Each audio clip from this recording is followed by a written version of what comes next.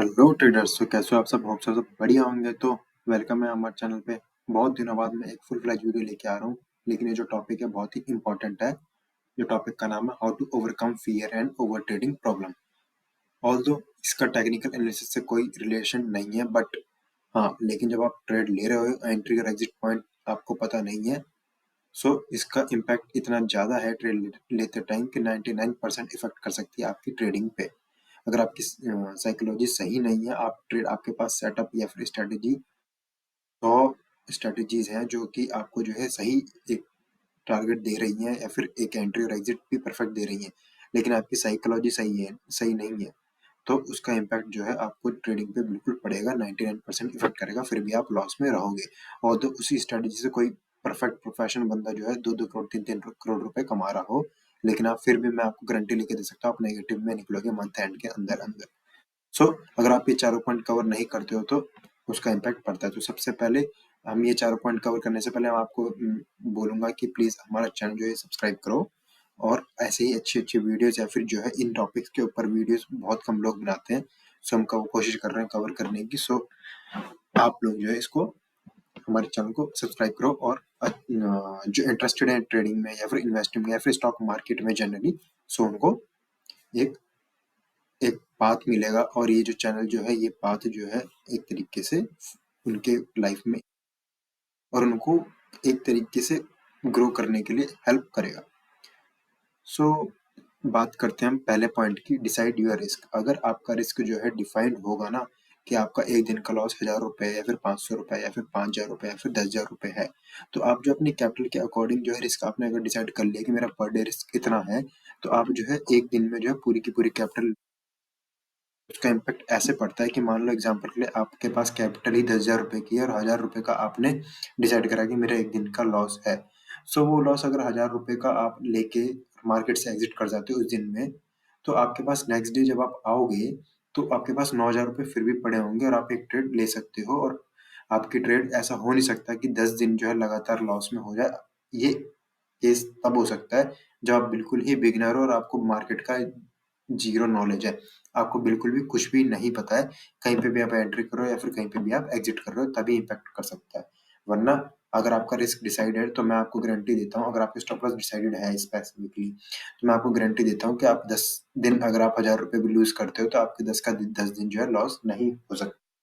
इसमें से आप कोई भी स्ट्रेटेजी हो, चाहे मार्केट में बहुत सारी स्ट्रेटेजीज चल रही हैं, कोई सी भी स्ट्रेटेजी हो, अगर आपका रिस्क डिसाइडेड है, तो 10 में से मैं बताता हूँ आपको 5 से 6 दिन जो आप प्रॉफिट में रहोगे ही रहोगे। 50% प्रोबेबिलिटी वाला सेटअप भी आपको जो है अच्छा खासा प्रॉफिट दे सकता है। डिपेंड करता है रिस्क रिवॉर्ड रेशियो आपका कितना है। इसके बाद हम बात कर लेते हैं सेकंड पॉइंट की, एक्सेप्ट लॉस। ये सबसे इंपॉर्टेंट पॉइंट है कि जब भी आप, हर कोई, देखो सीधी सी बात है, अगर आप सब मतलब हर कोई बंदा क्या चाहता है कि मेरा जो है पोर्टफोलियो या फिर पोर्टफोलियो तो ये दूर की बात है कि हाँ, मेरा जो पर डे इंट्राडे ट्रेड जो होता है, वो सोचता है कि मेरा जो है आज का दिन जो क्लोज है कि सिर्फ ग्रीन और ग्रीन में, मतलब पॉजिटिव पॉइंट में क्लोज हो। लेकिन अगर आप ये चीज समझ सकते हो कि आपकी रिस्क कैपेसिटी जो है वो इतनी है कि मैं जो है इतना रिस्क ले सकता हूँ, तो उस चीज का इम्पैक्ट पड़ेगा। कि एग्जाम्पल के लिए मान लो कि आपका रिस्क जो है, जैसे कि पहले पॉइंट में कि 1000 रुपए का रिस्क आप ले सकते हो, तो उसके बाद 2 3 4 5 वो बात की बात है, लेकिन आपका रिस्क अगर डिसाइडेड है ना कि 1000 रुपए का लॉस ही ले सकता हूँ मैं, तो आप उस चीज को इम्पैक्ट कर सकते हो। सो जब मान लो आपका, एग्जाम्पल के लिए आपने स्टॉप लॉस लगाया 1000 रुपए का और आपका टारगेट है 5000 रुपए का, सो उस दिन में आपका मान लो स्टॉप लॉस टच हो रहा है 1000 रुपए पे, तो उसको एक्सेप्ट करके क्लोज कर दो ट्रेड को और चुपचाप बैठ जाओ। ठीक है। इसके बाद आता है आपका तीसरा पॉइंट, रिकवरी माइंडसेट, जो कि सबसे ज्यादा जो है किसमें दिखा जाता है, बिगिनर ट्रेडर में। बिगिनर हो गया, इंटरमीडिएट ट्रेडर हो गया, जो सिर्फ अभी ब्रेक इवन पे पहुंचे भी नहीं है अपने। बिकॉज इतना मैं गारंटी ले सकता हूँ, 99% ट्रेडर, इनफैक्ट 100% ट्रेडर जो है शुरुआत में लॉस में रहते हैं, अगर जो long term point of view से देख के चलते हैं अपने आप को मार्केट के अंदर।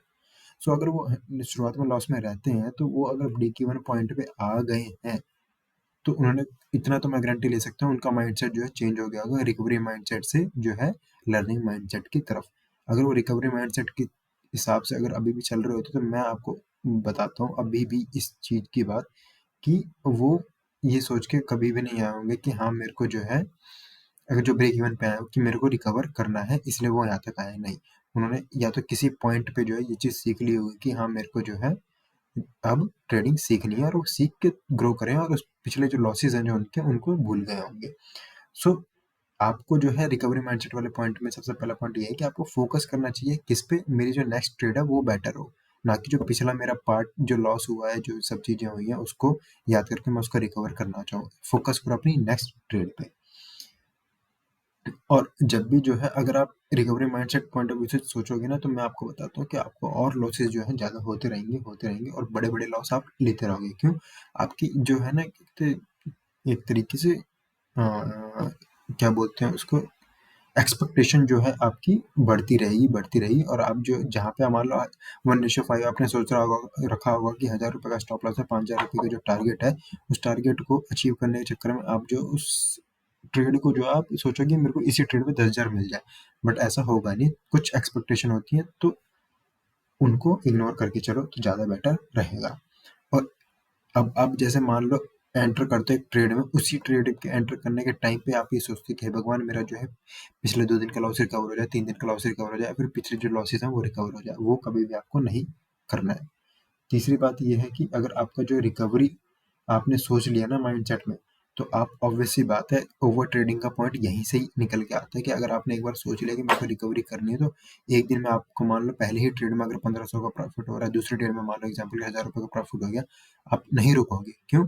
आप सोचोगे यार मेरा इतना लॉसेस पहले का चलता आ रहा है, तो मैं उसको रिकवर करूंगा और ट्रेड लूंगा और ट्रेड लूंगा और ट्रेड लूंगा। ऐसे करते करते जब आप डे एंड पे आओगे ना, तो आपने मान लो 6-7 ट्रेड ले ली है। डे एंड पे आप मेरे से लिख के ले लो, अभी भी मैं आपको गारंटी लेता हूँ इस चीज़ की, अनटिल अनलेस एक ही ट्रेड मतलब एक ही उसमें ट्रेंड में मार्केट अगर पूरे दिन नहीं गई हो, तो मैं आपको गारंटी देता हूँ कि आप लॉस में निकलोगे ही निकलोगे। 90% चांस इसके हैं।